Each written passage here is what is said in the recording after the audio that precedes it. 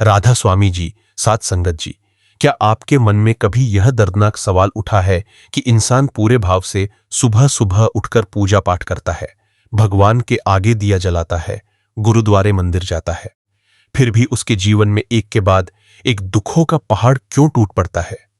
इंसान सोचने लगता है कि जब मैं किसी का बुरा नहीं करता, दिन रात प्रभु का नाम लेता हूं, तो मेरे ही घर में बीमारियां, आर्थिक तंगी, क्लेश और मानसिक अशांति क्यों आती है? क्या भगवान मेरी पूजा स्वीकार नहीं कर रहे, या फिर मेरे ही भाग्य में केवल रोना लिखा है? साध संगत जी, आज का यह सत्संग आपके दिल के इस सबसे बड़े दर्द पर मरहम लगाने वाला है। अगर आप इस सत्संग को बिना छोड़े शुरू से अंत तक ध्यानपूर्वक सुनेंगे, तो आपके मन का एक एक संशय दूर हो जाएगा और आप समझ जाएंगे कि पूजा पाठ के बावजूद आने वाले दुख वास्तव में भगवान का प्रकोप नहीं, बल्कि सद्गुरु की एक बहुत बड़ी गोपनीय दया मेहर है। साध संगत जी, जब भी कोई प्रेमी भक्ति के मार्ग पर चलता है, तो उसके सामने सबसे पहली रुकावट यह सोच आती है कि भक्ति करने से सारे दुख गायब हो जाएंगे। लेकिन संत महापुरुष हमें बहुत सरल भाषा में समझाते हैं कि यह शरीर और यह संसार केवल हमारे पिछले कर्मों का हिसाब किताब चुकता करने की जगह है। हम इस दुनिया में खाली हाथ नहीं आए हैं। अपने पिछले अनगिनत जन्मों में हमने जाने अनजाने ऐसे बहुत से कर्म किए हैं, जिनका बीज हमारे कर्म बही खाते में जमा है। जिसे हम प्रारब्ध कहते हैं, वह वही फल है जिसे भोगने के लिए हमें यह मानुष चोला मिला है। जब इंसान पूजा पाठ या सिमरन करना शुरू करता है, तो उसके पुराने कड़े कर्म गायब नहीं होते, बल्कि वे तेजी से कटने शुरू हो जाते हैं। साध संगत जी, संत महापुरुष एक बहुत ही सुंदर मिसाल देकर समझाते हैं। मान लीजिए कि किसी इंसान पर बहुत बड़ा कर्ज है और वह घर में चुपचाप बैठा रहता है, तो लेन देन करने वाले कभी कभी आते हैं।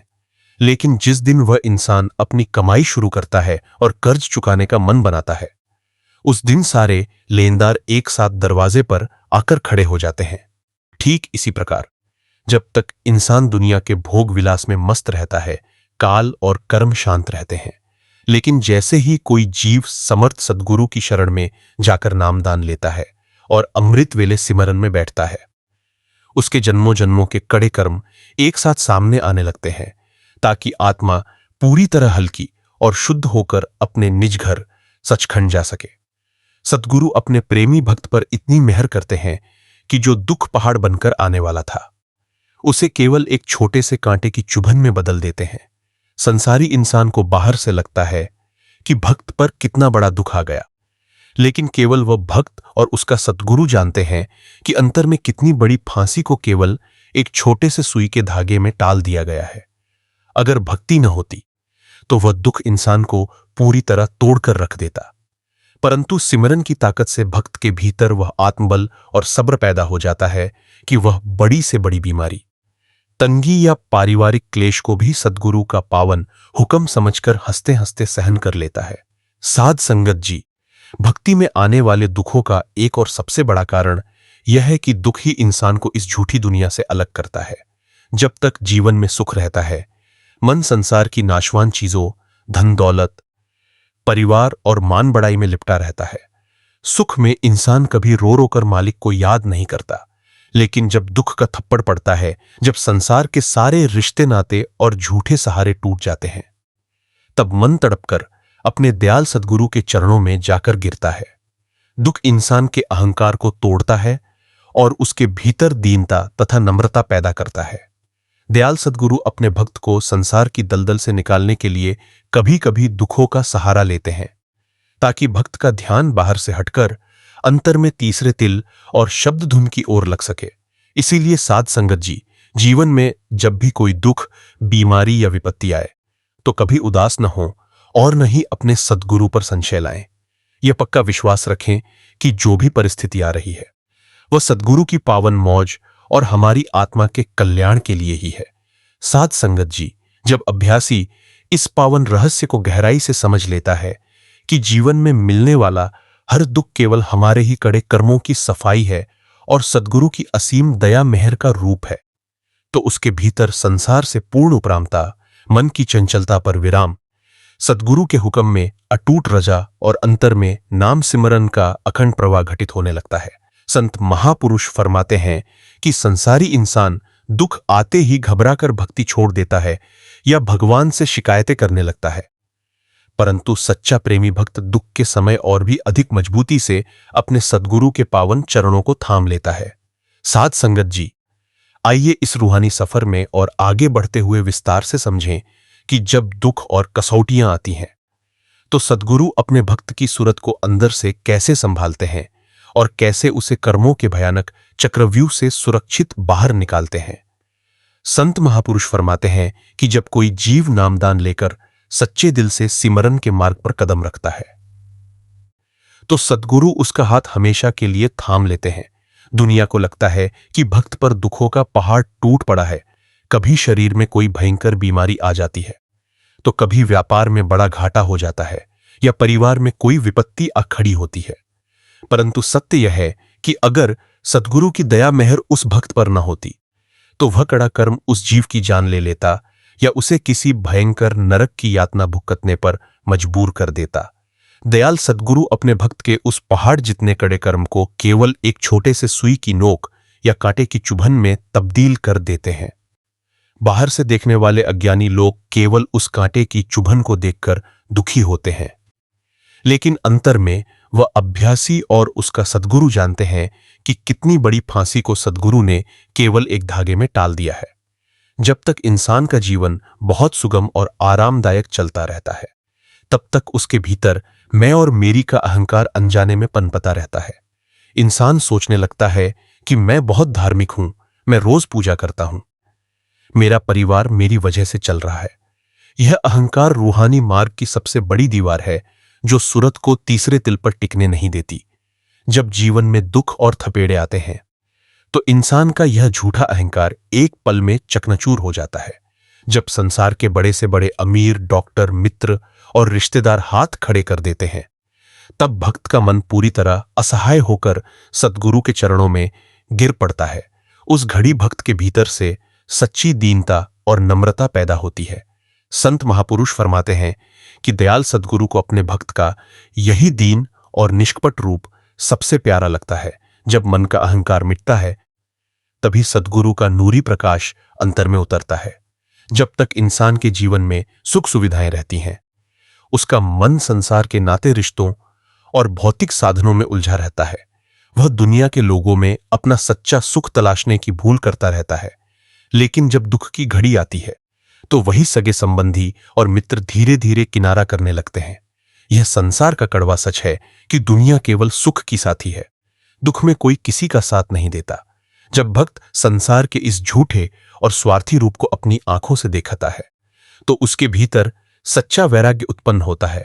वह समझ जाता है कि इस मृत्युलोक में केवल एक सद्गुरु ही सच्चे संगी साथी हैं जो इस लोक में भी और परलोक में भी कभी साथ नहीं छोड़ते। यह वैराग्य सूरत को पर एकाग्र करने में मदद करता है। संत भौतिक जगत में सुख और दुख धूप और छाया की तरह एक साथ चलते रहे हैं। कोई भी इंसान ऐसा नहीं है जिसके जीवन में केवल सुख ही सुख रहे या केवल दुख ही दुख। जो इंसान पूजा पाठ या सिमरन केवल सुख पाने की नीयत से करता है वह वास्तव में भक्ति का व्यापार कर रहा होता है, परंतु जब सच्चा प्रेमी सिमरन में बैठता है तो वह मालिक से किसी सांसारिक सुख की मांग नहीं करता। वह कहता है कि हे दाता, आप मुझे जिस हाल में रखें, बस मुझे अपना नाम और अपने चरणों की प्रीत बख्शें। जब भक्त के भीतर यह निष्काम भाव पैदा हो जाता है तो दुख उसे दुखी नहीं कर पाते और सुख उसे अहंकारी नहीं बना पाते। मन पूरी तरह से स्थिर हो जाता है और यही मन की स्थिरता तीसरे तिल पर ध्यान एकाग्र करने की पहली सीढ़ी बनती है। जब अभ्यासी दुख तकलीफों के बावजूद अपने अमृत वेले के नियम को नहीं छोड़ता तो काल और माया की ताकतें हतोत्साहित होने लगती हैं। काल का यह पूरा प्रयास होता है कि वह दुखों का भय दिखाकर, बीमारियों का बहाना बनाकर या आर्थिक तंगी का डर पैदा करके भक्त को सिमरन के अभ्यास से रोक दे। काल जानता है कि अगर यह जीव सिमरन में बैठ गया और इसकी सूरत तीसरे तिल को पार कर गई तो यह उसकी हुकूमत से हमेशा के लिए बाहर निकल जाएगा। परंतु जब अभ्यासी पांचों पावन नामों के सिमरन को अपनी ढाल बना लेता है तो काल के सारे बाण निष्फल हो जाते हैं। पांचों पावन नाम में वह समर्थ ताकत है जो काल और कर्मों के जाल को काट देती है। जब भक्त नाम का जाप करता है तो उसके चारों ओर सद्गुरु की मेहर का एक ऐसा अभेद्य सुरक्षा कवच बन जाता है जिसे दुनिया की कोई भी नकारात्मक शक्ति भेद नहीं सकती। जैसे जैसे कड़े कर्मों का भार हल्का होता जाता है, सूरत देह के 9 द्वारों से सिमटकर आंखों के पीछे तीसरे तिल आज्ञा चक्र पर एकाग्र होने लगती है। यही वह पावन द्वार है जहां से अंतर की रूहानी यात्रा शुरू होती है। यहां सूरत को अंतर में दिव्य प्रकाश के दर्शन होने लगते हैं और सुरीली अमर शब्द धुन या अनहद नाद की गूंज सुनाई देने लगती है।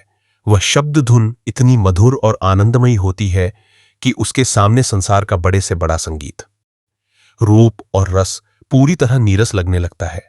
जैसे ही सूरत उस अमर धुन को पकड़ती है, वह स्वतः ही ऊपर के रूहानी मंडलों की ओर खींचने लगती है। फिर भक्त को संसार के दुखों का रत्ती भर भी एहसास नहीं रहता, क्योंकि उसकी सूरत सद्गुरु के नूरी स्वरूप और शब्द के अखंड आनंद में लीन हो जाती है। साध संगत जी, इसीलिए जीवन की किसी भी परिस्थिति से घबराकर अपने सिमरन के अभ्यास को धीमा न पड़ने दें। यह समझें कि आपके जीवन में आने वाली हर कसौटी आपको अंतर के नाम धन से समृद्ध करने के लिए ही आ रही है। प्रतिदिन नियम से अमृत वेले उठें, शांत चित्त होकर बैठें और पूरी निष्ठा, प्रेम और एकाग्रता से पांचों पावन नामों का निष्काम सिमरन करें। अपनी सूरत को तीसरे तिल पर टिकाने का अभ्यास जारी रखें और अपने दयाल सद्गुरु पर अटूट विश्वास रखें। पावन केंद्र पर स्थिर होकर अंतर की अनहद शब्द धुन के साथ जुड़ने लगती है तो उसके जीवन और रूहानी अवस्था में संसार की नश्वरता का प्रत्यक्ष अनुभव, मन की परतंत्रता से मुक्ति, सद्गुरु के नूरी स्वरूप का अविचल दर्शन और आत्मा का अलौकिक आनंद घटित होने लगता है। संत महापुरुष फरमाते हैं कि जब तक इंसान आंखों पर चढ़ा अज्ञानता का चश्मा पहनकर इस दुनिया को देखता है, तब तक उसे संसार के सुख दुख, मान अपमान और धन दौलत ही सब कुछ लगते हैं। परंतु जिस क्षण सूरत अंतर के रूहानी मंडलों में प्रवेश करती है, उस क्षण यह पूरा संसार केवल एक सपना और क्षणभंगुर तमाशा प्रतीत होने लगता है। साध संगत जी, आइए आज इस पावन सत्संग प्रवाह में और अधिक विस्तार तथा गहराई से समझें कि जब भक्त का मन दुखों और सांसारिक विकर्षणों से परे होकर तीसरे तिल पर रुकता है तो सद्गुरु की रहमत से अंतर में कैसे रूहानी परिवर्तन आते हैं और कैसे आत्मा जन्मों जन्मों के कड़े बंधनों को काटकर आगे बढ़ती है। संत महापुरुष फरमाते हैं कि हमारे शरीर में आंखों के ठीक पीछे 2 भौहों के मध्य में तीसरा तिल आज्ञा चक्र वह गुप्त स्थान है जहां आत्मा की चेतन शक्ति केंद्रित रहती है। साधारण अवस्था में हमारी सूरत 10 इंद्रियों और 9 द्वारों के जरिए बाहर संसार के विषयों में बिखरी रहती है। जब अभ्यासी अमृत वेले शांत भाव से बैठकर निष्काम मन से पांचों पावन नामों का जाप करता है तो सूरत पांव के अंगूठे से लिकतिर तक के पूरे शरीर से खिंचकर तीसरे तिल पर इकट्ठा होने लगती है। जैसे जैसे सूरत यहां एकाग्र होती है, शरीर सुन्न और हल्का होने लगता है। शुरू में अभ्यासी को अंतर में केवल घना अंधकार दिखाई देता है, लेकिन धैर्य और निरंतर सिमरन के बल से वह अंधकार छटने लगता है। फिर उस अंधकार के बीच अलौकिक दिव्य प्रकाश, जगमगाते तारामंडल, पूर्ण चंद्रमा और प्रचंड सूर्य के दर्शन होते हैं। यह प्रकाश संसारी सूर्य और चंद्रमा जैसा गर्म या चकाचौंध करने वाला नहीं होता, बल्कि अत्यंत शीतल, शांत और मन को मोह लेने वाला होता है। इस प्रकाश के प्रकट होते ही आत्मा का जन्मों जन्मों का अज्ञानता रूपी अंधकार सदा के लिए दूर हो जाता है। तीसरे तिल के प्रकाशमयी मंडल में प्रवेश करते ही अभ्यासी को साक्षात दयाल सद्गुरु के अति सुंदर, दयालु और नूरी स्वरूप के दर्शन प्राप्त होते हैं। संत महापुरुष फरमाते हैं कि अंतर में सद्गुरु का नूरी स्वरूप ही भक्त का सच्चा मार्गदर्शक और रक्षक होता है। बाहर के संसार में सद्गुरु का देह स्वरूप केवल हमें उपदेश देने और राह दिखाने आता है, परंतु अंतर का नूरी स्वरूप कभी भक्त का साथ नहीं छोड़ता। जब भक्त अंतर में सद्गुरु के इस प्रकाशमयी स्वरूप को देख लेता है तो उसका मन हमेशा के लिए सद्गुरु के पावन चरणों में बिक जाता है। इसी स्थान पर काल और माया का प्रभाव पूरी तरह समाप्त होने लगता है। काल चाहकर भी उस जीव को अब बहका नहीं सकता, क्योंकि सद्गुरु का नूरी स्वरूप अपनी अमर ढाल बनकर सूरत के चारों ओर खड़ा हो जाता है। इसके बाद भक्त के जीवन में आने वाले सारे दुख तकलीफें सद्गुरु की दया मेहर के सामने पूरी तरह तुच्छ और प्रभावहीन हो जाते हैं। अंतर में नूरी स्वरूप के प्रकट होने के बाद वहां से गूंज रही अमर शब्द धुन या अनहद नाद सूरत को अपनी ओर खींचने लगती है। यह शब्द धुन वह पावन रूहानी संगीत है जो बिना किसी वाद्य यंत्र के अखंड रूप से मालिक के धाम से आ रहा है। यह वही शब्द है जिसे गुरु ग्रंथ साहिब में अमृतवाणी, वेद शास्त्रों में नाद और संतों ने अमर नाम कहा है। इस शब्द धुन में ऐसी अद्भुत मिठास और आकर्षण होता है कि सूरत इसे सुनते ही संसार के तमाम रसों, धन दौलत, परिवार और वासनाओं को तुरंत भूल जाती है। मन जो अनंत जन्मों से संसारी विषयों का रस लेने के लिए इधर उधर भटक रहा था, जब अंतर के इस महारस को चखता है तो वह सदा के लिए शांत और तृप्त हो जाता है। मन का चंचल स्वभाव समाप्त हो जाता है और सूरत शब्द की डोरी को पकड़कर सहज ही ऊपर के रूहानी मंडलों, सहस्दल कवल, त्रिकुटी और शून्य की ओर बढ़ने लगती है। साथ संगत जी, इसीलिए जीवन की किसी भी परिस्थिति से घबराकर या दुखों से निराश होकर कभी अपने सिमरन के अभ्यास को न छोड़े। यह याद रखें कि जो दुख आपके जीवन में आ रहे हैं वे केवल आपके कर्म बही खाते के आखिरी पन्नों को फाड़ने के लिए आ रहे हैं, ताकि आपकी आत्मा पूरी तरह हल्की और स्वच्छ होकर सचखंड जा सके। जब अभ्यासी अमृत वेले के पावन समय में पूरी निष्काम भावना, नम्रता और एकाग्रता के साथ पांचों पावन नामों का सिमरन करता है तो सूरत शरीर की सुध बुध भूलकर तीसरे तिल पर पूरी तरह सिमट जाती है। यहां से सूरत का पहला कदम सहस्रदल कवल, सहस्रार चक्र के दिव्य मंडल में पड़ता है। यह रूहानी स्थान अंतर की रचना का पहला बड़ा केंद्र है।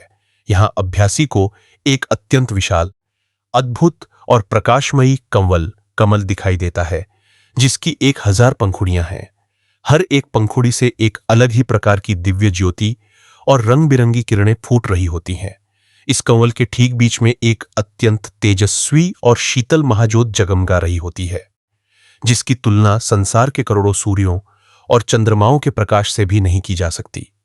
यहां का वातावरण अलौकिक सुगंध और रूहानी तरंगों से भरा होता है।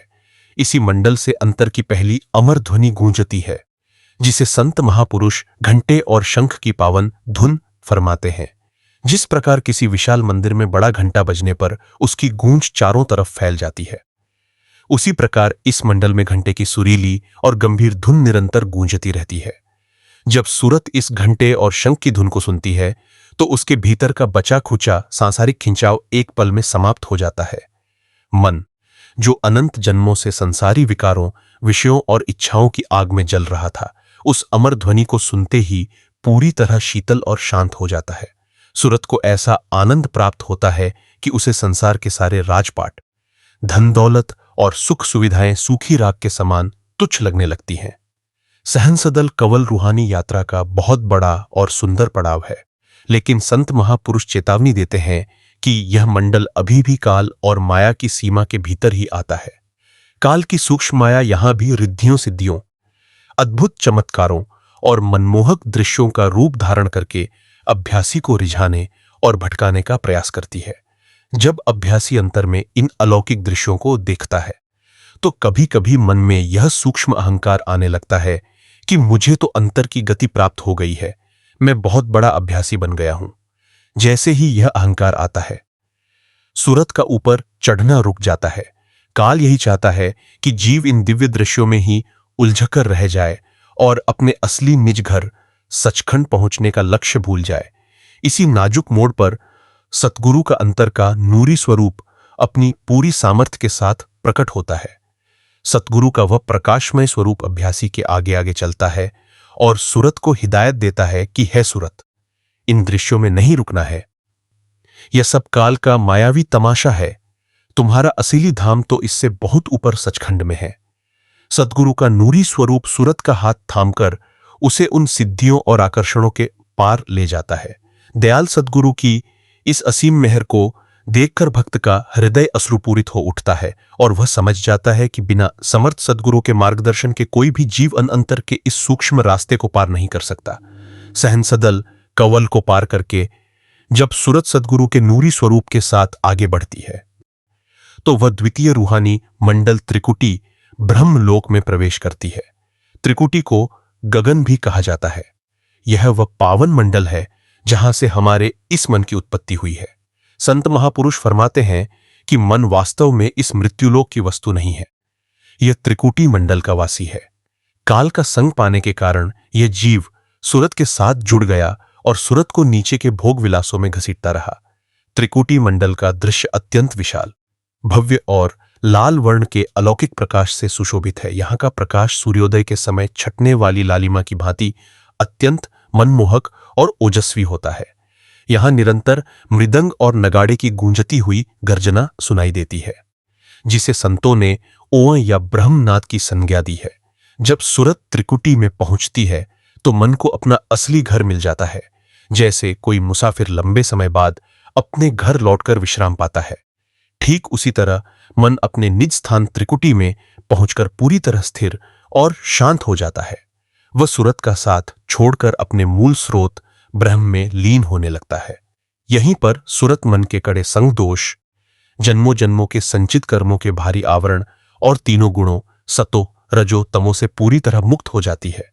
आत्मा एकदम शुद्ध, निर्मल और नग्न होकर अपने असली चेतन स्वरूप में प्रकट होती है। अब सूरत पर काल और मन का कोई नियंत्रण नहीं रहता।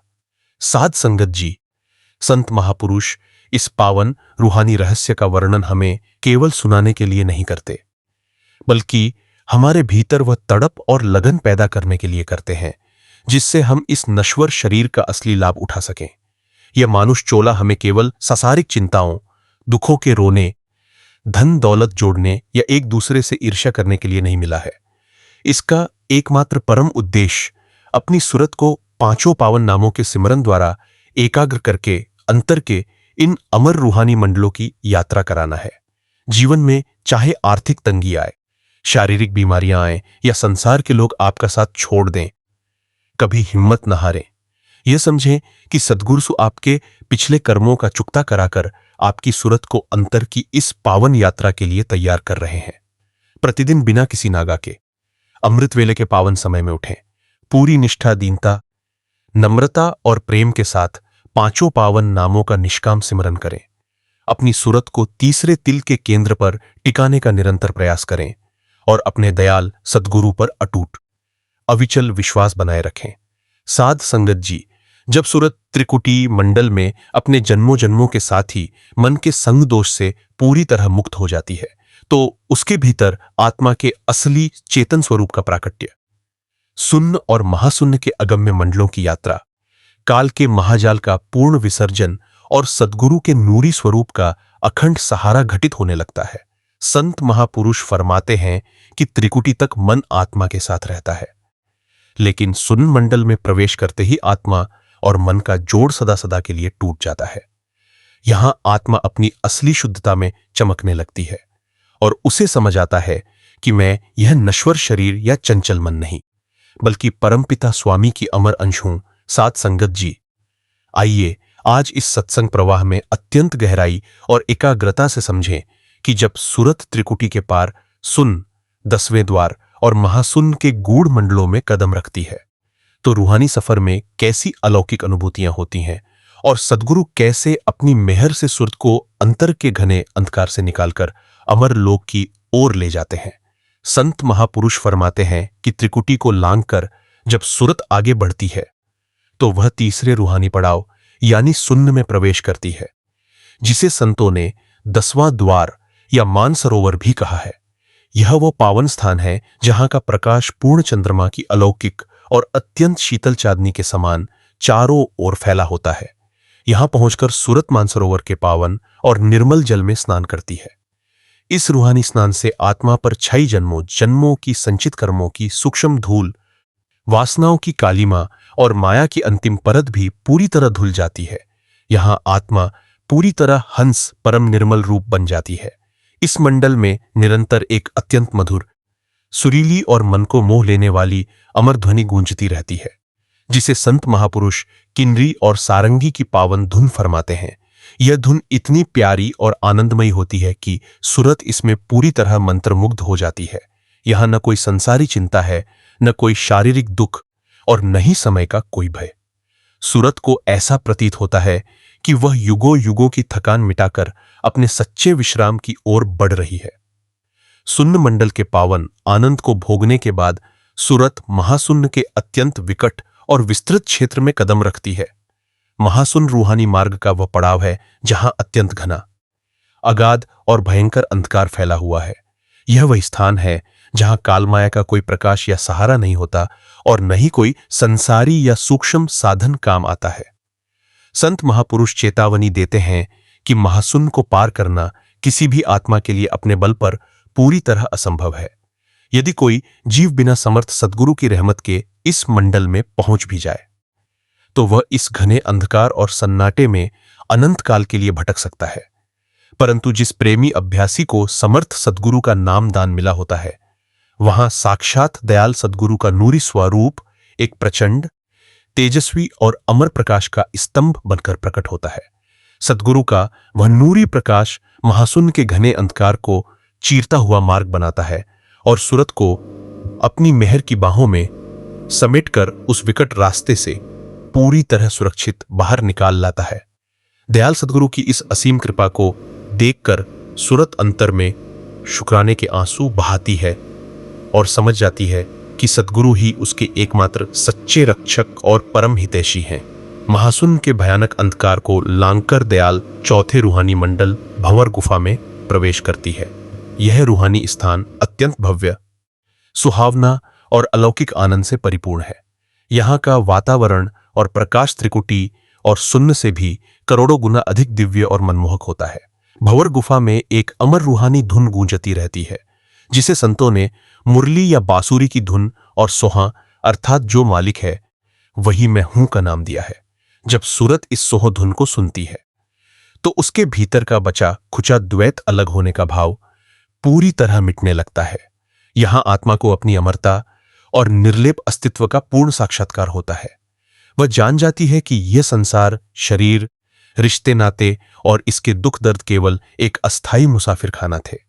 यहाँ की अगाध शांति और रस के आगे तीनों लोगों की पूरी धन दौलत और सुख तुच्छ और निष्प्राण प्रतीत होते हैं। अब सूरत सचखंड के पावन द्वार पर आ खड़ी होती है, जहां से मालिक का अमर महल दिखाई देने लगता है। संत महापुरुष फरमाते हैं कि पावन मंडल को पार करने के बाद समर्थ सद्गुरु का नूर स्वरूप सूरत को सचखंड सत्यलोक के अमर धाम में ले आता है। यह वह परम मंडल है जहां न तो सूर्य चंद्रमा की आवश्यकता है और न ही किसी भौतिक या सूक्ष्म प्रकाश की। यहां साक्षात सत्पुरुष मालिक का ऐसा अगाध और अनंत नूरी सिंहासन प्रकाशित है, जिसकी एक एक रोम की शोभा से करोड़ों अरबों सूर्यों का प्रकाश भी तुच्छ प्रतीत होता है। सचखंड में निरंतर अमर वीणा और सत शब्द की पावन धुन गूंजती रहती है। यह धुन इतनी शीतल, मिठास से भरी और मनमोहक होती है कि इसे सुनते ही सूरत के जन्मों जन्मों के संस्कार, भ्रम और चंचलता सदा के लिए शांत हो जाते हैं। सचखंड में न कभी मृत्यु है, न कोई बदलाव, न कोई बीमारी और न ही काल या माया का नामो निशान। यह वह अमर लोक है जहां केवल सद्गुरु का प्रेम, अगाध शांति और परम आनंद ही प्रवाहित होता रहता है। जब सूरत सद्गुरु के नूरी स्वरूप के साथ सचखंड के सिंहासन के समक्ष पहुंचती है तो साक्षात सत्पुरुष अपनी अमर बाहों में भरकर उस आत्मा को अपने पावन वक्ष से लगा लेते हैं। यहां पहुंचकर आत्मा और परमात्मा का सारा अंतर और द्वैत पूरी तरह मिट जाता है। संत महापुरुष इस पावन स्थिति की मिसाल देते हुए फरमाते हैं कि जैसे पानी की एक छोटी सी बूंद जब तक नदी या तालाब में रहती है तब तक धूप में सूखने या मैली होने के भय में रहती है, लेकिन जिस क्षण वह बूंद बहते बहते विशाल समुद्र में गिरकर लीन हो जाती है, वह स्वयं समुद्र बन जाती है। ठीक उसी प्रकार हमारी सूरत जब सचखंड पहुंचकर मालिक के पावन नूरी स्वरूप में विलीन हो जाती है तो वह स्वयं परमात्मा का रूप धारण कर लेती है। 84 लाख योनियों का भयंकर चक्कर, जन्म मरण की पीड़ा और कर्मों का कड़ा कर्ज हमेशा हमेशा के लिए समाप्त हो जाता है। सचखंड के महा आनंद में लीन होने के बाद सद्गुरु अपनी अति गुप्त रहमत से सूरत को और उच्च रूहानी अवस्थाओं, अलख लोक और अगम लोक का अनुभव कराते हैं। इन मंडलों की महिमा का वर्णन संसारी भाषा या शब्दों में कर पाना पूरी तरह असंभव है, क्योंकि यहां तक केवल वही आत्मा पहुंच सकती है जो पूरी तरह शब्दरूप हो चुकी हो। अंततः सुरत अनामी पद स्वामी जी महाराज के निज रूप में जाकर सदा सदा के लिए विश्राम पाती है। यही वह निज घर है जहां से यह आत्मा अनंत युग पहले बिछुड़कर इस मृत्युलोक के कालजाल में आ फंसी थी। सद्गुरु की असीम दया मेहर से आज वह आत्मा अपने असली निज धाम लौट आती है और उसका रूहानी सफर पूरी तरह पूर्ण और सफल हो जाता है। साध संगत जी, संत महापुरुष इस पावन रूहानी रहस्य का वर्णन हमें केवल सुनाने या मुग्ध करने के लिए नहीं करते, बल्कि यह याद दिलाने के लिए करते हैं कि इस दुनिया का कोई भी दुख, तंगी या प्रतिकूलता हमारे इस परम लक्ष्य के आगे रत्ती भर भी मोल नहीं रखती। जीवन में चाहे जितनी भी कठिन परिस्थितियां आए, कभी हताश न हो और न ही अपने सद्गुरु पर संशय लाएं।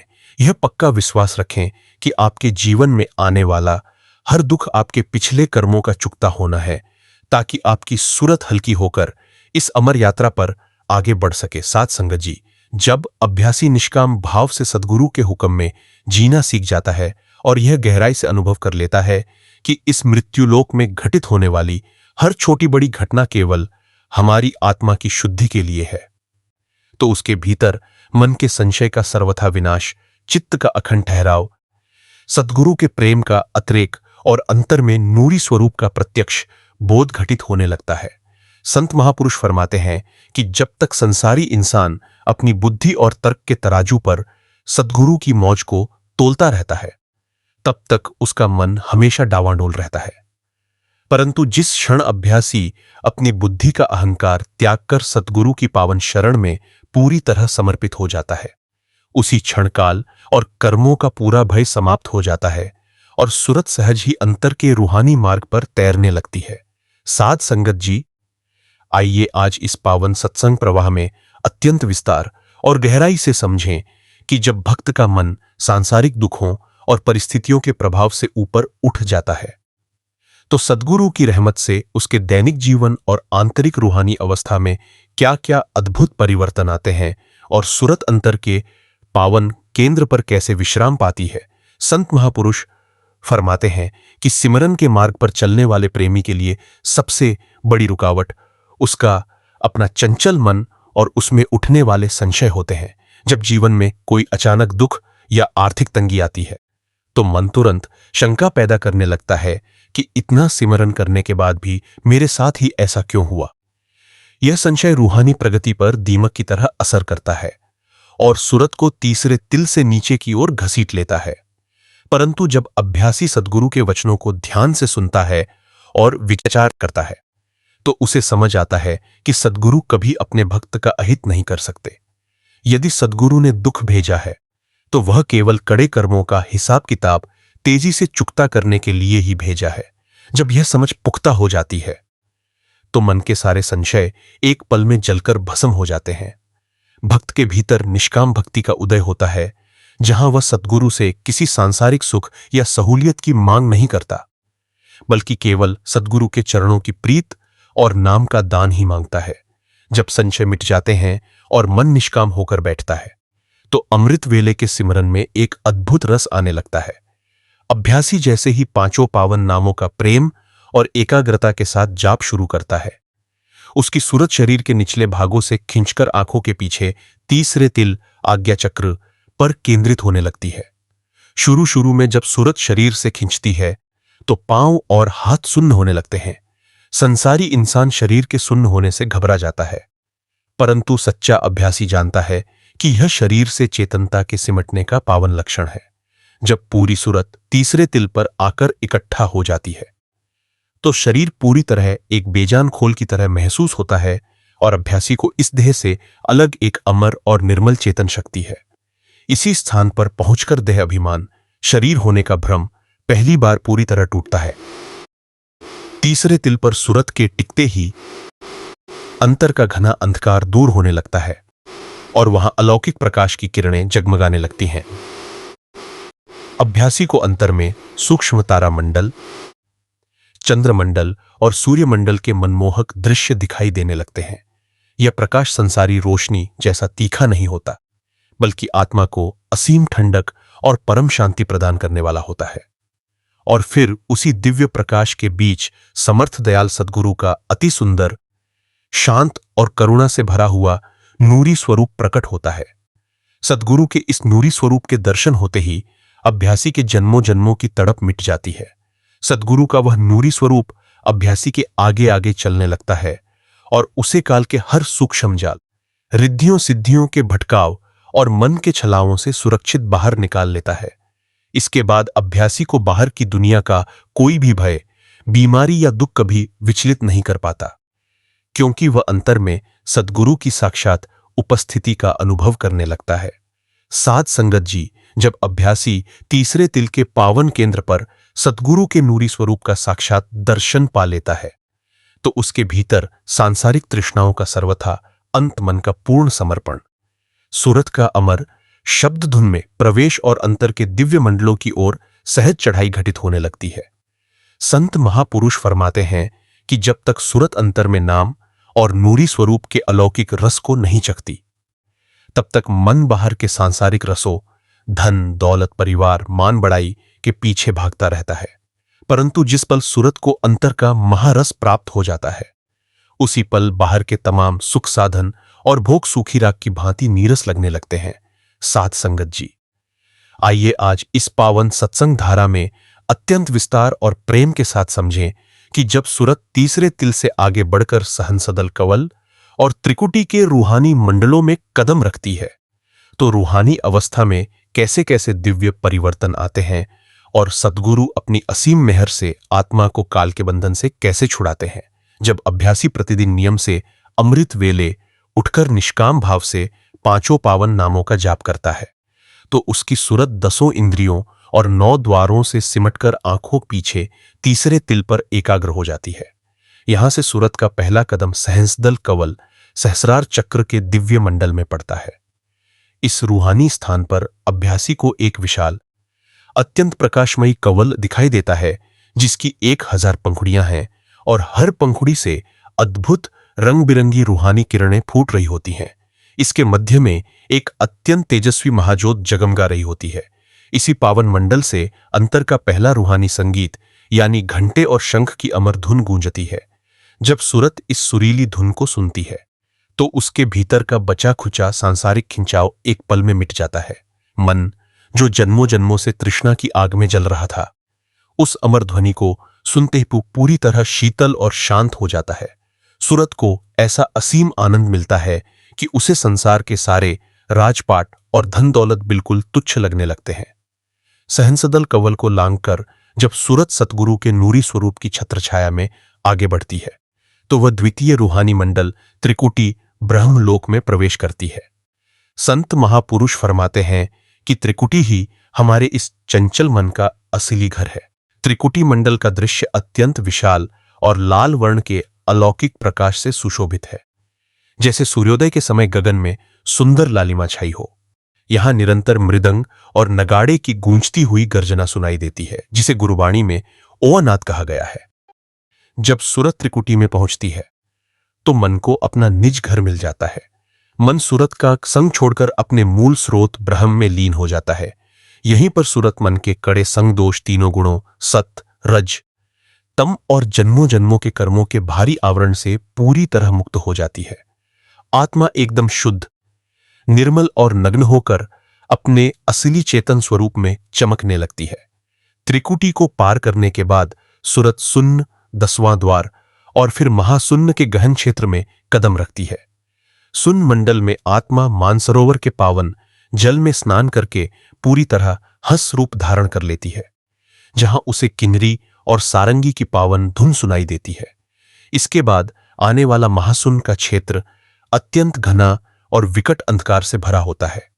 संत महापुरुष फरमाते हैं कि महाशून्य को पार करना किसी भी आत्मा के लिए अपने बल पर संभव नहीं है, परंतु जिस भक्त को समर्थ सद्गुरु का नामदान मिला होता है, वहां सद्गुरु का नूरी स्वरूप एक प्रचंड और अमर प्रकाश का स्तंभ बनकर प्रकट होता है।